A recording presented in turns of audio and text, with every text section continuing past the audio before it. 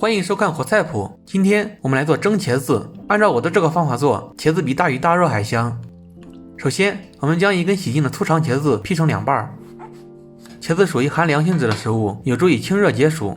如果容易长痱子或者容易生疮结，更应该多吃点茄子。放到装有清水的蒸锅里蒸。至于蒸多久，跟火候的大小有关系。总之，蒸烂为止。这期间我们准备点料汁，切点蒜，切点姜，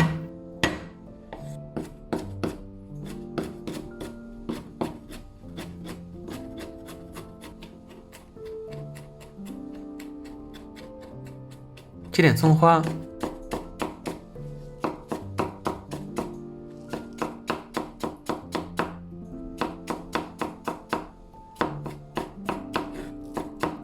切点小米辣，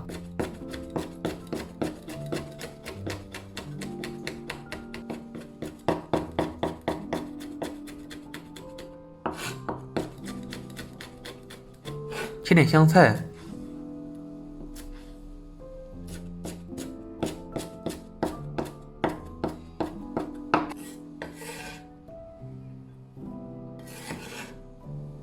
盐5克，鸡精3克，黑胡椒粉2克，香油2毫升，生抽20毫升，蚝油5毫升，陈醋10毫升。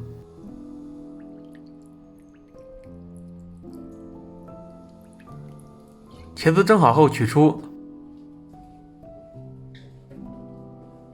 用筷子将茄子剥开，